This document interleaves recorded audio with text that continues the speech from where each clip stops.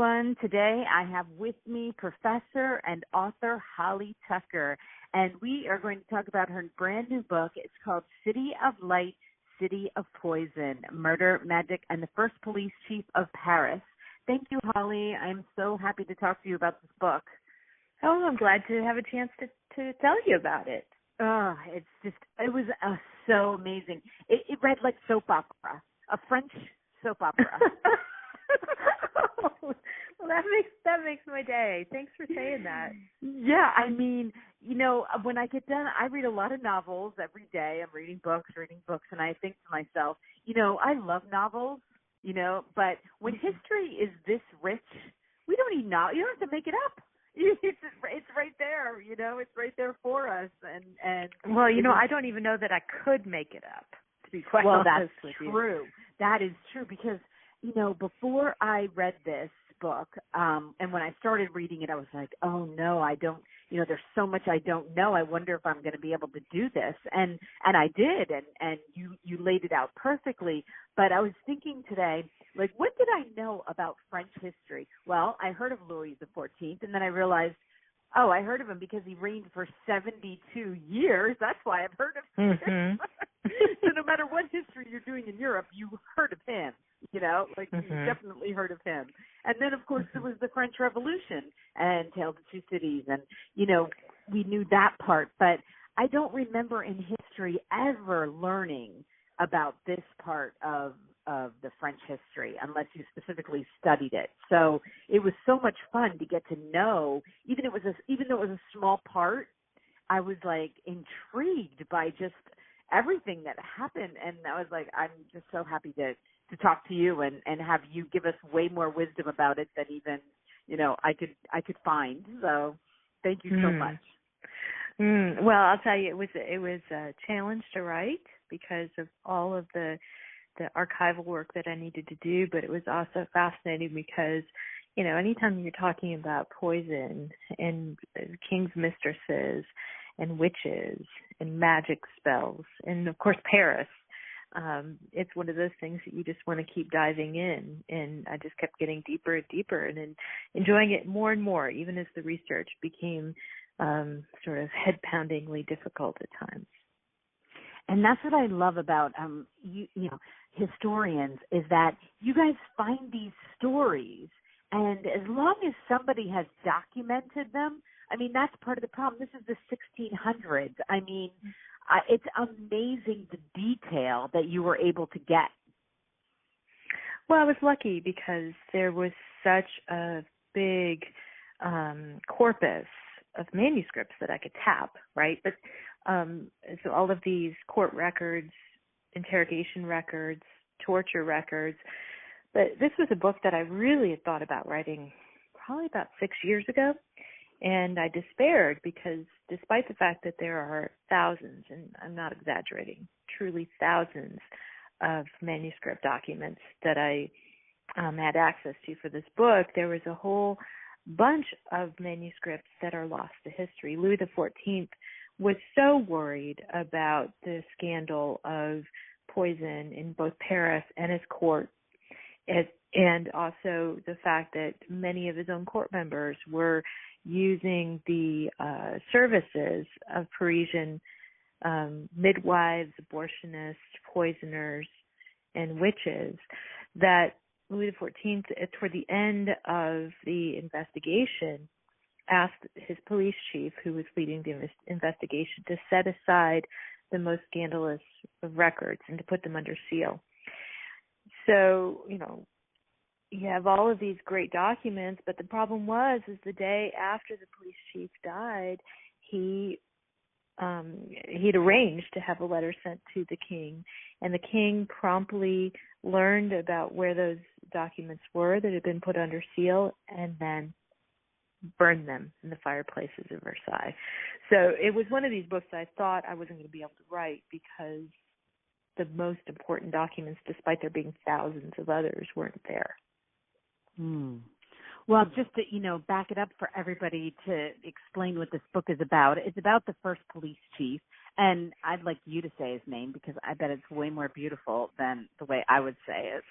I don't know about that, but there's the advantage of being a granddaughter of French immigrants. Exactly. I speak French, that which came very much in handy when I was researching this. But the police chief's name is Nicolas de la Reynie. See, that's way better than what was in my brain. So, well, you can call him La Reynie, or as my mother calls him, as she was reading a couple of the drafts of the book, she calls him Nick. If you just want to call him Nick, that works too. And so it's about a very short period of time in French history between 1677 and 1682, called the Affair of the Poisons. And as you know, I've never heard of this. Okay, I've never heard of this in history, and I'm reading this, and I was eating dinner while I had your book open, and I kept looking at my dinner like, I never even, of course, like in movies, you've seen that back in the day they used to poison people, poison the wine and poison, but I really didn't know that it was such a thing like this.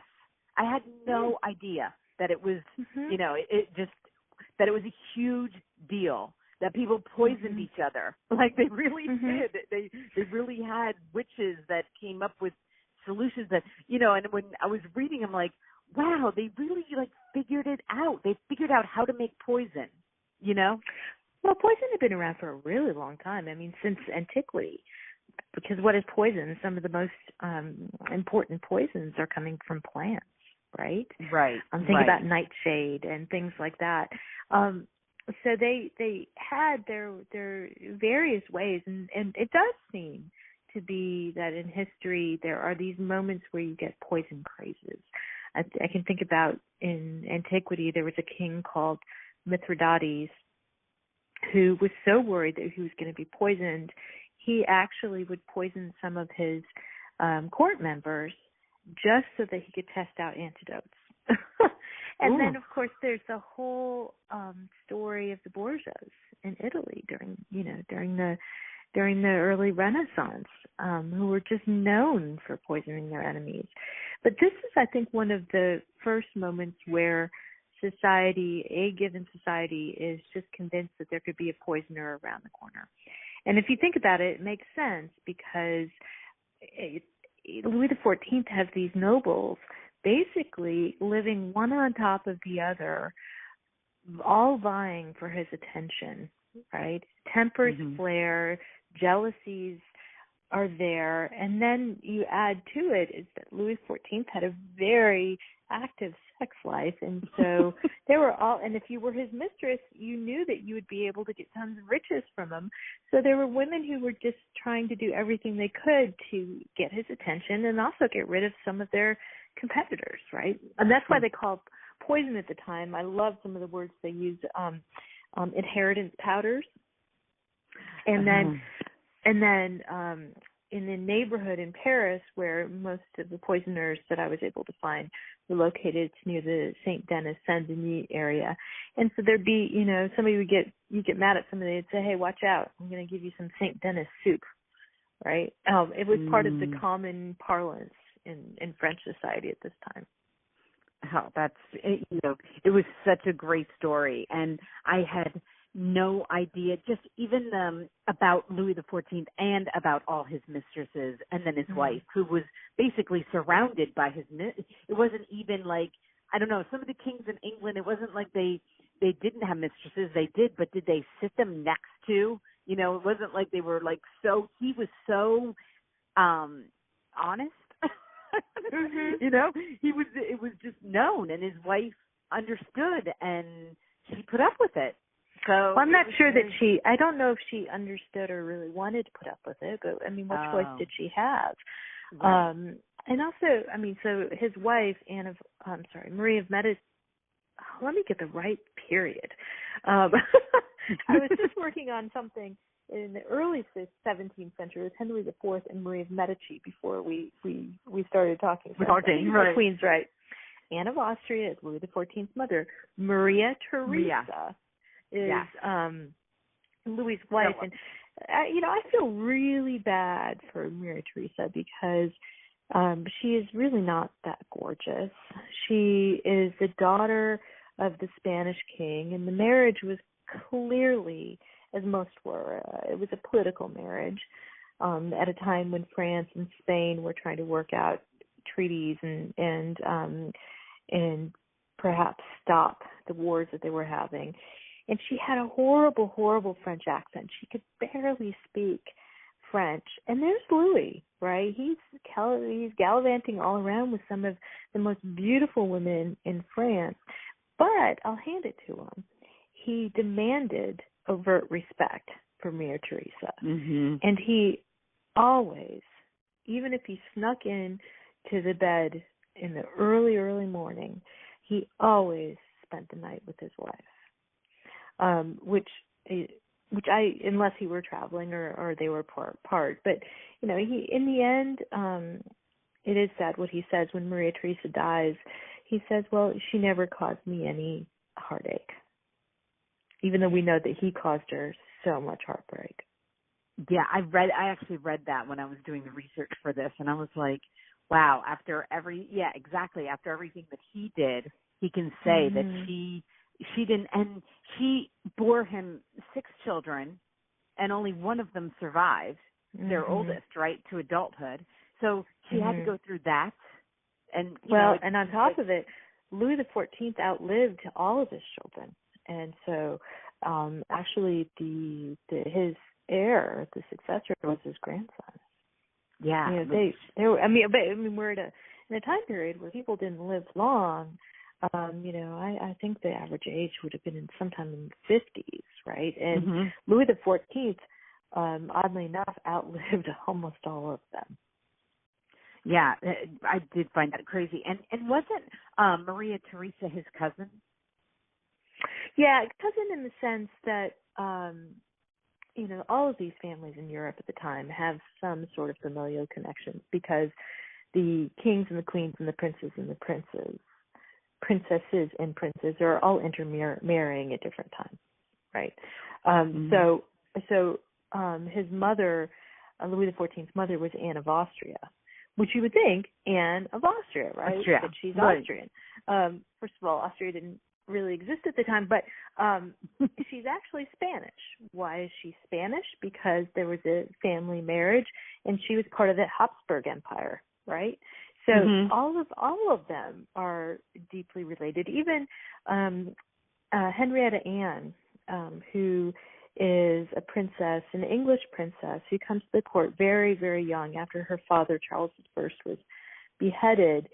She marries, well, first she has a fling, and I think it was unconsummated, fling with Louis XIV.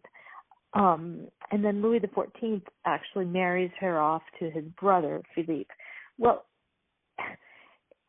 Henrietta Anne is absolutely Philippe, Louis XIV's brother, because her mother came from the French nobility. Now, if that made any sense, it probably didn't. But that's why every time I teach, I have to get out, you know, either a piece of chalk or a large whiteboard with my students and literally map out all of these intermarriages. It's extremely complex. Yeah, because they were always trying. The marriages were not just. I mean, it was so political that they were trying. It was more. You know, it was like, no, you need to marry her from this country so that we can then, you know, get more land, and you know. So it was all so political that it was. That's why. And I wish I would have kept it. I came across a picture of somebody from back in the 1800s, and he was a very strange looking man, and above it said, "This is what happens after too many cousins and siblings marry each other." And he was a real person. I mean, he was a real person, but you know, I was doing research for something else, and I was like, wow, I mean, think about it. The intermarrying that went on, like, you didn't even know who your cousins were at some point. You know, it's like, we're related, and, you know, they were all related in some way. So, well, it's just not the monarchy either. This is happening in all the middle classes as well, because, you know, not only did, you know, you need to make alliances across families that were political alliances, you wanted to be sure that you were making a sound economic alliance. You also wanted to make sure that some families just didn't dare want to marry their children off to another family because, the world is small, and and undoubtedly there were hostilities. There was no way that even if it would have been a suitable marriage that you would want to marry your child off to X or Y, and that that comes up in the book. There's one of the ministers, the Minister of War, Louvois, desperately wants to marry off his daughter, but he can't find a suitable marriage, and he's turned down 3 or 4 times. And nothing is more convenient than to be Minister of the War and have the favor of Louis XIV, and also the ear of the police chief. What you could easily do is you could easily punish someone by, plotting against them, asking the king to throw them in prison, or accuse them of poison, right? Right. And he was very successful in establishing. I was reading a little bit about him, on different things just to see exactly what he ended up doing.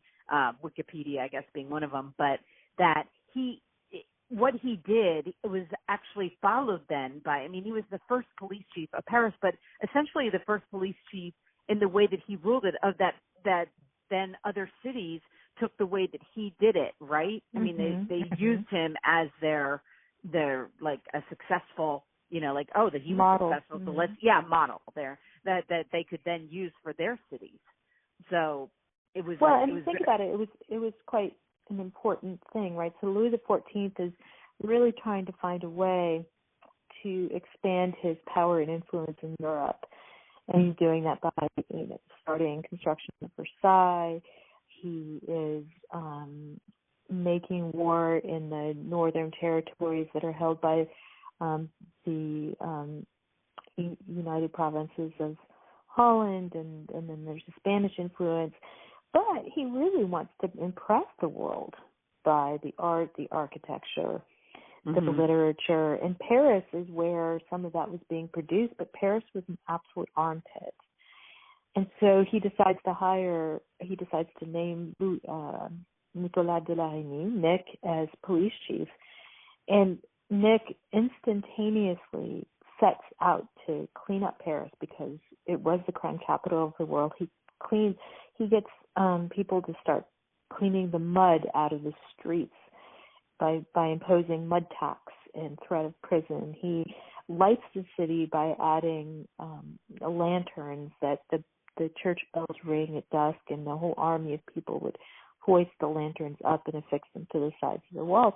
So within a year, actually, La Reynie turns Paris around from being the armpit of Europe to being a gem.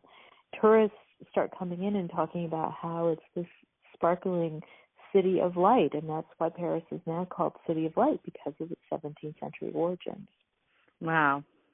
Yeah, that's and even to then start trying to find the people, because of course you're going to have people saying, well, I know somebody who is, who I heard is trying to get to Louis XIV and poison him, or, he wants to kill him, or, he's getting all this information, and then he has to figure out what's the truth and what's, and what isn't the truth, like who is really, and I can't even imagine like that task alone.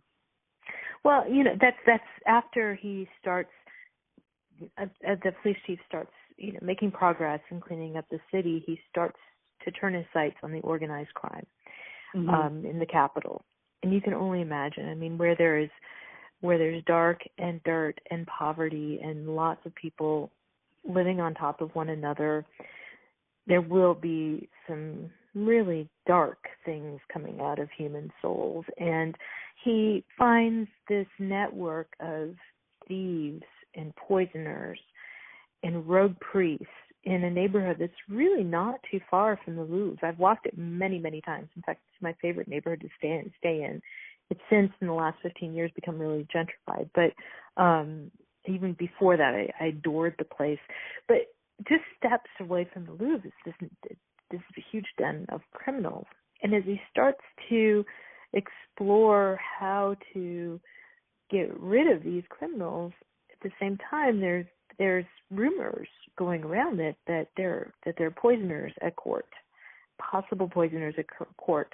The deeper he moves in on the investigation in Paris, the deeper he gets into what ends up being this huge plot, this whole network of nobles hiring essentially some of the most evil people in Paris, and it sets off this whole investigation. At the end of the day, La Reynie ends up arresting over 400 people, putting over 200 people on trial in a secret tribunal that Louis XIV established so that all of the stuff could be tried outside of the public eye.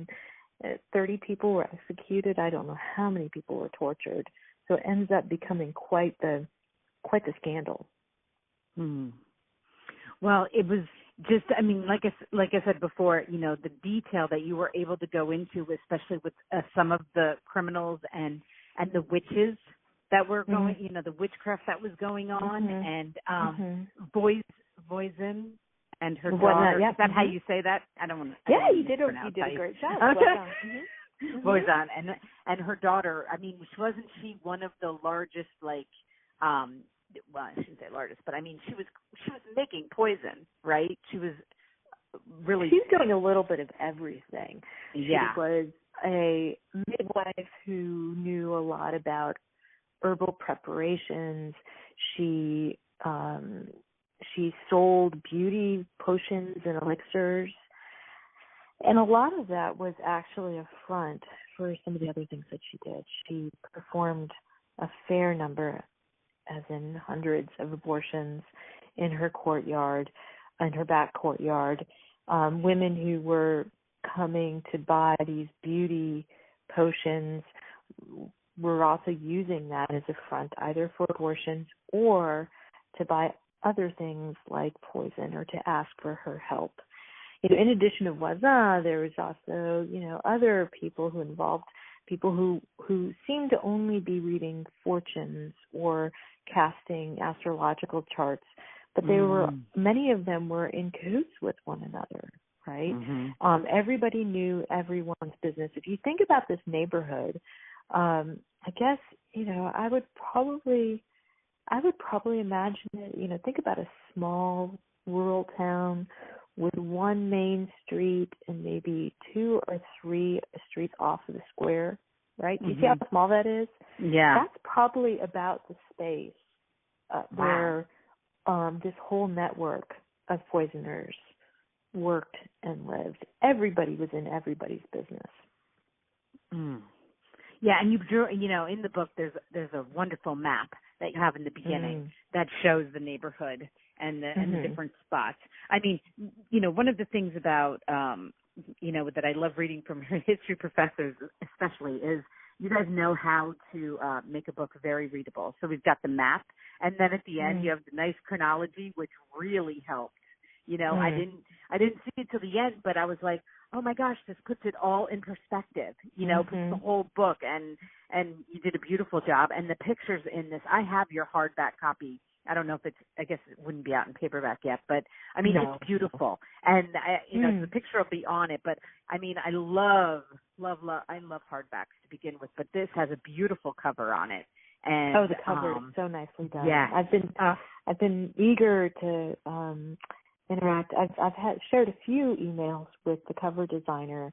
He's a well-known cover designer in the publishing industry. I was really happy when the publisher chose him. You know, for authors, we typically, in publishing contracts for large publication houses, we don't have right of approval typically, or at least I haven't had right of approval. I think that's been the case with my other author friends. We have right of consultation. So it's always a bit, you know, nerve-wracking when you get the email from your editor saying first iteration of cover, and you just hold your breath and hope.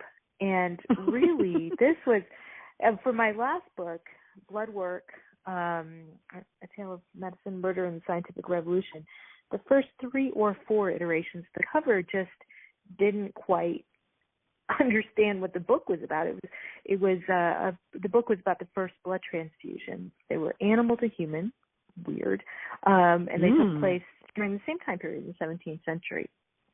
And for some reason, when the designer was thinking about the book, it was blood, and so there were like drips of blood all over the cover, and then even though it said Scientific Revolution, the typeface that the designer had used was, basically Gothic typeface of the Middle Ages, and I think the designer had in his or her mind sort of a brand type of book, and that took several gentle sort of discussions with my editor, because I've got a great publishing house, and they know what's going to sell, right, and what will attract readers' attention. So I can just tell you that this designer absolutely nailed it. I truly think that he nailed it. There was some discussion about, because there are blood drops, but apparently there was some discussion in the art design meetings about exactly where those blood drops were gonna land. But otherwise, it was a home run, I think. Yeah, and that, which made me remember the fact that when they were doing autopsies, which I didn't realize they even did autopsies then, and maybe they were doing them for centuries before that, and I just am not aware of that. But, because you know so much more about the medical stuff. But it was amazing to me that they knew. Like, there were some things that they really could tell, like whether someone had been poisoned or not. And I found that really interesting. I mean, they could see some of the symptoms that people had. But the problem is with arsenic. Arsenic was odorless. It is odorless, colorless, tasteless, and they didn't find a way to be able to test for it until the 19th century. Mm-hmm. So all they had to rely on was what they thought symptoms were. But sometimes, you could slowly poison somebody with arsenic and they wouldn't know it. I think it was ingenious that they would, some of the women who wanted to poison their husbands would send the husband's clothes out to the laundress.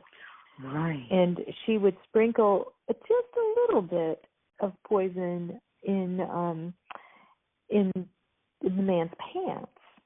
And of course that would create a rash. It would slowly go into the bloodstream. The husband eventually would die, and everyone would say, that poor woman, her husband's dead, but he was such a slanderer. Look, he was riddled with sexually transmitted diseases, right? So there were ingenious ways of poisoning people slowly as to not call attention to yourself. And when they did the autopsies, could they tell, was arsenic one of the ways they could tell? That the stomach would have, I don't remember exactly which poison, but that they opened up and they were like, oh my gosh, the stomach is riddled with holes. With holes and ulcers and stuff. They would suspect it was arsenic, but they couldn't be absolutely sure. But they what they would do is when they would open the body, they would see that this is not a typical sort of natural cause of death, which would lead them to question it. And then they could go in and they could start doing, for example, one of my favorite scenes that I researched for the book was when they confiscated a case of basically the medical box of one of the poisoners that contained all of these vials and powders and you name it, and they would bring in these animals and they would test these unknown materials on animals to see what the reaction was and to see whether the animals would die. They would drip a little bit of the clear liquid on a piece of bread, and a couple hours later the turkey or the dog or would die immediately. And then if they weren't sure, they would retest it. And sure enough, if another animal died just as quickly, they could say, they may not be able to say with conviction what poison it was, but it was very clear that this was a noxious, it was a horrible thing. Right. Mm-hmm. Well, I really hope, after watching, PBS had done a series of, well, I should say it's just one season, I guess, so far, of Queen Victoria, and that I was just so addicted to. And I was, as I'm reading this, I'm like, oh my gosh, they should so make this a series. Like, this is the perfect series because it is so much in it, you know, like you could go for seasons on the stuff that you have in your book, and, you know, that would be perfect. Or a movie or something. I really hope they do.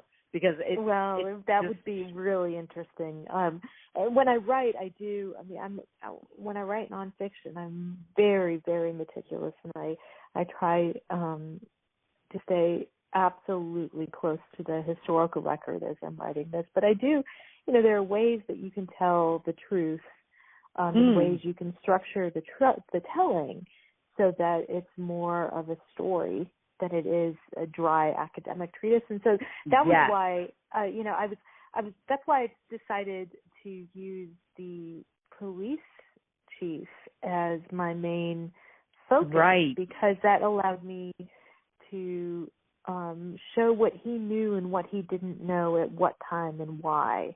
And because he, just like we as readers, he was desperately trying to make sense of who was up to what. And that helped me to be able to write it a little bit more with sort of the visuals in mind. Yeah, and I guess as a historian, like, do you love when you find a character like him that you can, like, just dive into and make the character, you know, the central character of a book? I mean, does that just, like, you know? Oh, absolutely. And you know, I'm in the process of working on my next book, and it's a painful process. Not actually, I mean, it's a long process once you've settled on the topic and you have an idea of where you want to be going and you're sure that the archives that you need are there. But it really takes me a while. I'm not in a place where, you know, I can talk about the next book coming up, but it takes me a while to find just the right story, because there are some stories that just seem that are in history. Come on, it's history, that are so fascinating. But the struggle is making sure that you've got a story to tell, and that it's a story where you have historical characters who can carry it over the course of 300 pages. And even some of the most exciting moments in history just don't have that type of protagonist. And so there have been more stories that I could tell you in history that I've researched that I've had to sort of leave on the cutting floor because they didn't have the right components to, at least not for the types of books that I'm writing now, which are geared for larger audiences. I want to write page turners. I want to make history come alive. Right, and that's exactly. I was talking to a woman yesterday who actually helps people write screenplays and novels, and really? We were talking. Yeah, we were talking. Her name's Martha Alderson, and she, we were talking. She's an older woman. She's been doing it for years and years. And I said to her, because I was reading your book, okay, so I'm at the end of your book, and I said to her, even nonfiction. And she was like, of course, even nonfiction has the same. If you can get that story structure. You know, this book was perfect story structure because you had the protagonist, you had the ups and downs, and by the time you were done, you were like, oh, wow, that was crazy. You know, it was that really nonfiction. That's why I said it's like, it reads like fiction, but it's not. So I love that. Well, I'm a history buff, so I love that. You know, can tell. Yeah. Well, I just love it. You know that you spend in this case it was 4 years researching and writing this book. I hope my next one's not going to take this long, but the primary documents were just so overwhelming. The best part about having the book come out in print, and it's been out for about 2 weeks now, is actually experiencing the reaction of readers when they get it in their hands. It makes it all worth it. You know, there were many times when I was trying to write this thing in the structure, or I would assume that I was going to be able to find person A and person B in the same place at, you know, given time C, and then all of a sudden I would figure out that the historical records don't support it, and then you have to go back to the drawing board. So there were plenty of times that I had to crack open the the gin and make a good strong martini after a really long day trying to get everybody in the right place when they just wouldn't cooperate. Right. That's the difference, I think, between nonfiction and fiction. I was just going to say, yeah, because in fiction you can just make it up. You're like, okay, well then I'm just, I'm taking this character and putting him in this, but you can't do that. You have to no, I can't. But you know what happened midway through the book? I was so frustrated because I couldn't get some of these, people, in the right place, and I also couldn't tell whether they were telling the truth. I thought, dang it, it would be so much easier to be a novelist. And so I put away but wait for it, is I put away City of Light, City of Poison for a couple of weeks. I just said, I'm driving myself nuts. Maybe if I get some distance on it. And so I spent 2 weeks trying to work on the novel, right? Mm-hmm. I think it's harder to be a novelist. I think they both have different challenges because you have to create a convincing universe all on your own, right? Right. You're creating these people sort of, I wouldn't say out of thin air, but you're putting flesh, onto these frames that are all your making. I don't know how novelists do it, and I think that I have a better appreciation now each time I pick up a novel and read it and go, man, that's just brilliant. How are you making these people who never existed except in your imagination come to life and matter to me? Right? Exactly. Yeah, I do. Like I said, I read novels too, but I do love the history ones. They are my favorite, but that's just because I can look it up and then I can go further into it. And that's why, that's kind of why I like it. And just like Queen Victoria, I interviewed the woman that wrote the book that then the TV show was based on. And so like to me, that's who was that? Oh my gosh. Who was that? Hold on a second. Let me get my book because I interview like 5 people a day. So. What a great. It is not an always easy task to remember everybody's name because I find I get first names with the wrong last names and then what I'm trying to think of her name. Helen Rappaport. Mm-hmm. Helen Rappaport. Mm-hmm. And she wrote. She's just brilliant. She's been on the History Channel for the Romanovs and Queen Victoria and everything. She knows everything. But I think that to see history come alive like that, and then I love that puzzle piece of figuring out, and maybe because we are European and I don't know, but I like to see all of that come alive, and so that's why I knew I was going to love your book. So what do we have? As humans on this planet, we have our experiences, and what would we like most to know is why all of this matters, right? And that's why history to me is such an interest. It's a great job that I have because I get to look into the lives of people who have come before me, and by doing that, it helps me understand who I am and where I come from and why all this matters, right? To get a little bit poetic about what we do.